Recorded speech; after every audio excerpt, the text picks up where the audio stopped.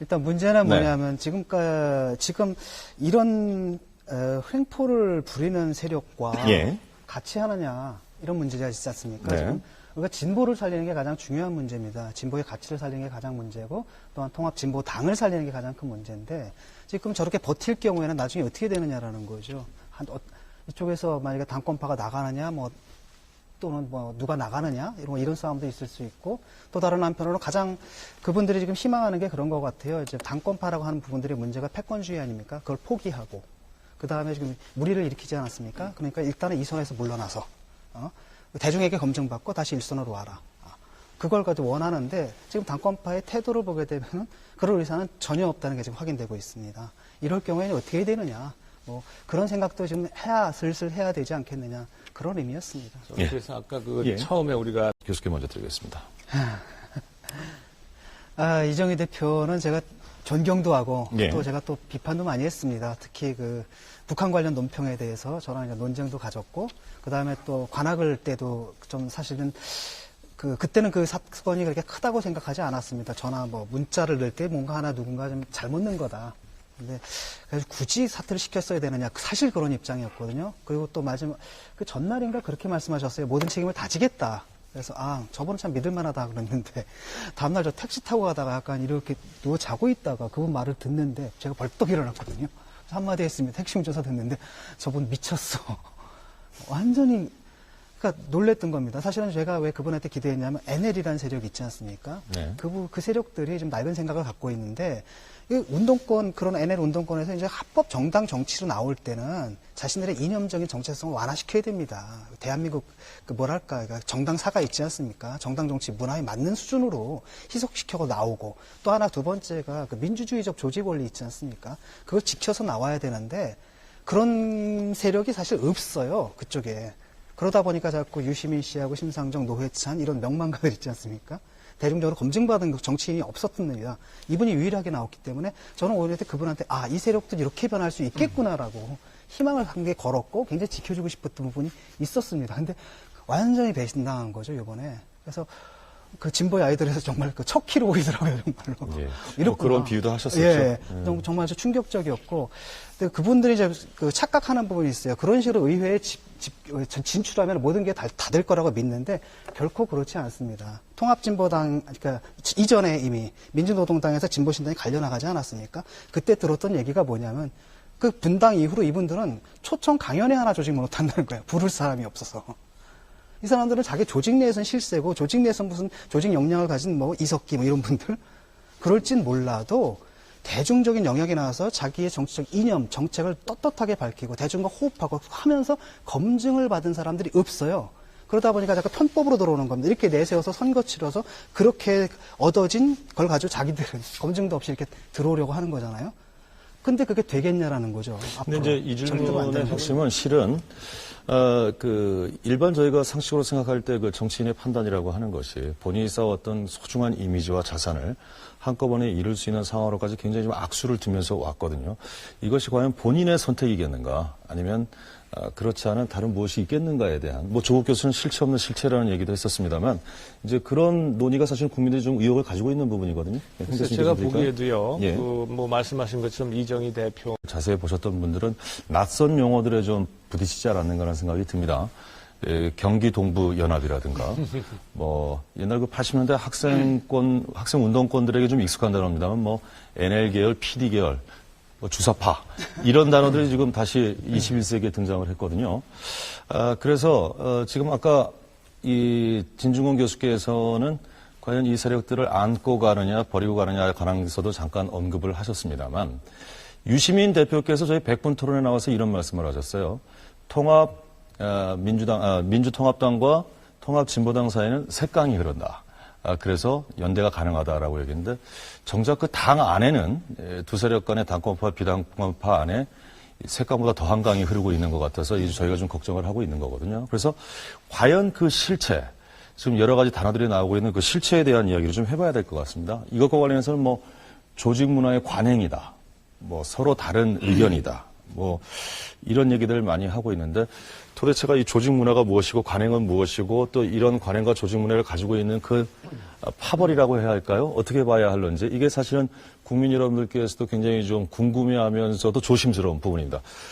한때 민주당 당원이셨던 진 교수님께 먼저 드리겠습니다. 아유, 왜 이런 거 자꾸.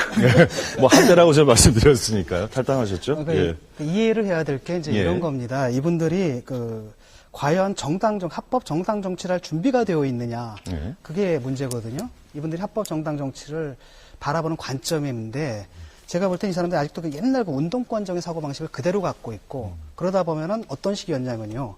옛날에는 합법적인 반항이 불가능했죠. 저항이. 그러니까 이제 비합법으로 들어갑니다. 근데 어차피 대중을 만나야 되잖아요. 그럼 합법적인 공간이 필요하니까 학생회가 있다라고 하면 운동권 사람들을 올려 보냅니다. 그래서 학생회를 장악해버려요. 장악해버리고 사실은 학생회에서 결정을 하지만 그 결정은 지하에 어디든가에 이미 내려진 것을 이쪽에서 반복할 뿐이라는 거죠. 모든 학생들이 그걸 다 알고 있었습니다. 그래서 그걸 묵인해줬어요. 왜냐? 불가피하니까. 그런 수밖에 없잖아요. 불가피하니까 묵인해줬고 그 다음에 또 그 사람들이 했던 권력이 다른 거 별것도 아닙니다. 결국은 감옥 먼저 가는 순서거든요.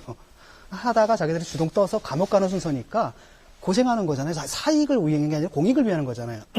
그래서 묵인했던 건데 이게 이제 그대로 남아서 이분들이 뭐냐면 자기들이 운동의 이념은 따로 있고 주체 단위가 당이라는 것을 그것을 그 목적을 실현하기 위한 어떤 수단으로 보는 겁니다. 그러니까 당 활동을 한다라기보다 일종의 프랙션 활동을 하는 거예요.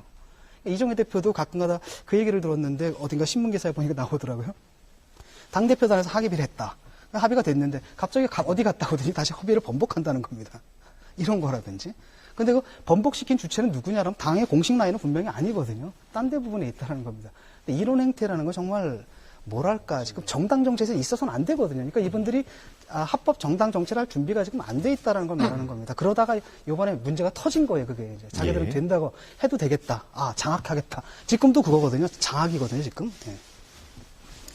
아니, 뭐, 사회자께서 진보 정치의 핵심적인 문제를 거론을 해 주셨지 않습니까?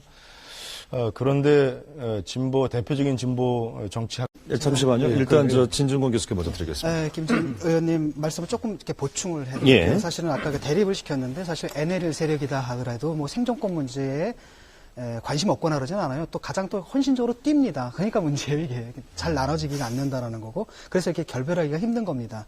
그리고 또 하나는 뭐냐면은 NL 세력이다 하더라도 아까는 굉장히 강력하게 말씀하셨지만 또한 우리 사회에는 그래도 끝까지 북한과의 문제를 끝까지 대화로 평화롭게 해결하자 이렇게 주장하는 목소리도 있어야 된다고 봐요. 또 그 세력이 또 그런 역할을 해줘야 된다고 보는데 그 얘기를 하기 위해서 예를 들어가지고 핵실험을 옹호한다든지 3대 세습을 옹호한다든지 연평도 포격한 거 이런 거 갖다 변명하던다든지 이럴 필요는 없거든요. 그래서 이게 진보정당 운동할 때 사실 이게 문제가 되는 건 그러니까 논평 싸움입니다. 당에서 논평 날라 그러면 이분들이 와서 자꾸 마사지 하거든요. 그럼 이제 뭐 대단한 건 아닌데 굉장히 스트레스를 받습니다. 국민들이 보면 이게 논평이 왜 이래? 얘들 뭐야? 정부가 아니야? 이렇게 되면 이제 정치적 타격을 받는 이제 그런 문제라고 생각을 하고 사실 이분들은 제가 볼 때 일종의 약간의 준종교적인 집단이에요. 왜냐하면 이게 뭐 그 사람들이 따르는 이념이라는 게 한때 60년대까지만 해도 북한의 체제가 우리보다 우월하지 않았습니까? 그리고 우리가 갖고 있는 유일한 게 민주주의인데 우리나라는 그 당시에는 독재였고 그러다 보니까 북한에서 굉장히 공격적으로 했던 이런 게 북한을 민주기지로 해서 남한에 뭐 자주적 민주정부를 세워서 미군을 철수시킨 다음에 통일한 다음에 같이 사회주의로 가자. 그때는 굉장히 위협적일 수 있는데 오늘날 그게 뭐냐라는 거죠. 그러니까 어떤 영화 보니까 그런 게 좀 있더라고요. 이렇게 어떤 간첩인데 끈 떨어져가지고 자기 생계하는. 그러니까 그런 측면이 훨씬 더 좀 강하다고 생각합니다. 근데 예. 그분들이 아까도 말씀하신 것처럼 공적인 담론의 영역에 딱 나오면 그냥 깨집니다. 예를 들어가지고 광화문에 나가서 인공기 흔들면 사람들이 와 같이 가서 혁명하자 이러겠어요? 미쳤다고 하지. 그런 문제인데 그분들이 어떻게 올 수 있느냐. 국법법 핑계를 댑니다. 니들 얘기를 해라 그러면 내가 얘기하면 국법법으로 잡아가는데 뭐 이런 식이에요. 그렇기 때문에 이 국법법 만든 것도 사실 보면 우리가 체제가 뭐랄까 북한한테 밀릴 때 굉장히 수세적으로 만든 법이거든요. 근데 지금 이게 완전히 적던됐는데도 아직도 남아있고 오히려 역설적으로 그게 그 사람들을 살려주고 있다는 겁니다. 이분들 떠들게 해야 되는 겁니다. 저는 그렇거든요. 자기가 뭐 수령님을 뭐 존경하든 아니 도널드 닥을 존경하든 그걸 내가 왜 신경 씁니까? 그냥 가서 떠들게 해서 남들한테 설득이 되게 그게 문제라는데 그게 설득될 수 있는 논리가 아니거든요. 그 정도는 나오게 하라는 거죠. 여과할 수 있을 정도로 이제 우리 사회가 튼튼해졌다라는 이제 지적이신 것 같은데 김준일 이렇게 드릴까요? 이철희 소장께서 아까 말씀하신 이번 통합진보당 사태의 시작이 이 민주적 가치와 충돌하는 문제. 김용건 교수님에게 여쭤보고 싶은데요. 현재 통합진보당의 위기가 단순히 개파 싸움이라고 보시는지 아니면은 이제 진보 진영 전체 위기라고 보시는지 먼저 여쭤보고 싶은데요.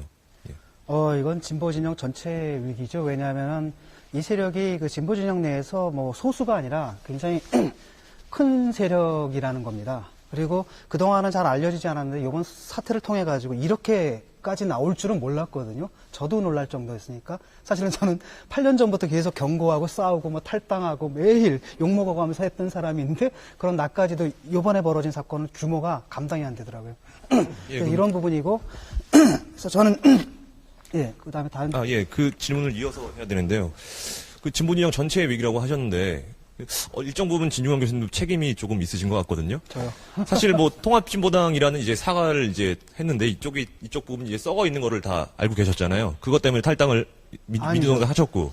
그거는 달라요. 왜냐하면은 제가 주장했던 건 뭐냐면 그때는 3당이 같이 들어가는 거였거든요. 3당이 같이 들어가는 건데 제가 왜 참여당은 굉장히 싫어해요. 진보신당 사람들이.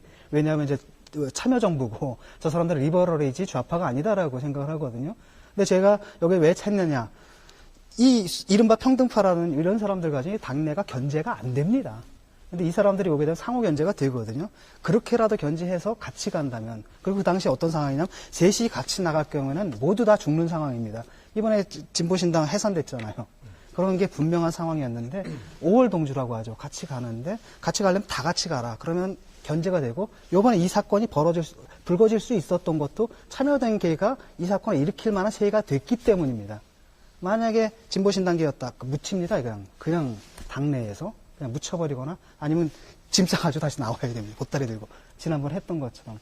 그래서 그 문제가 있을 거라고는 알았죠. 그래서 그 유시민 대표를 갖다 우연히 만났을 때 그때만 하더나 이렇게 심각하다라고 생각하지 않고 농담처럼 뭐라 그러냐면 이제 당무 거부하고 막 그 직후였는데 유 대표께서 우리가 옛날에 겪었던 그 문제를 지금 겪고 있는 거라고 이렇게 약 올리듯이 얘기를 했는데 이렇게 심각할 거라고 제가 사실 상상을 못 했습니다. 네. 더 추가 질문이 있으신가요? 짧게 좀 부탁드릴게요. 상상을 못한 부분이라는 것에 대해서 이제 조금 진보 진영에서 가장 유명하신 이제 논객분 중에 하나가 그리고 좀 어느 정도 책임을 질 부분이 분명히 있을 것 같아요. 그죠. 책임지고 제가 사퇴하겠습니다. 네. 요번에 사태가 또 하나는 이제 왜냐하면 이만큼까지 온 거는 소위 NL 계열 내에서도 NL 계열이 또 반으로 나눠진 겁니다. 이분 내에서 나름대로 약간 더 합리적인 사람들은 자기들이 볼 때도 이건 좀 아니다. 평소에 같이 왔는데 그래서 이게 지금 소위 신당권파라고 부르는 비대위도 출범할 수 있었던 거거든요. 그래서 그런 상황이 굉장히 복잡합니다. 그다음에 비례대표 6명인데 그분들이 이럴지, 그러니까 예컨대 한 달 전에 이정희 모습이었지, 아니 요즘에 지금 보여주는 이정희의 모습일지를 누가 알겠습니까? 알겠습니다. 저는 그냥 당연히 뭐랄까 좀 바랬죠. 다들 좀 잘해줬으면 좋겠다. 그 정도였습니다. 오늘 어찌됐건 시민농객께서는 진중권 교수의 책임 통감이라는 단어를 듣고 싶어 하셨던 것 같은데 이 정도 답변이 되셨으리라고 믿습니다. 알겠습니다. 오늘 저희가 이 진보의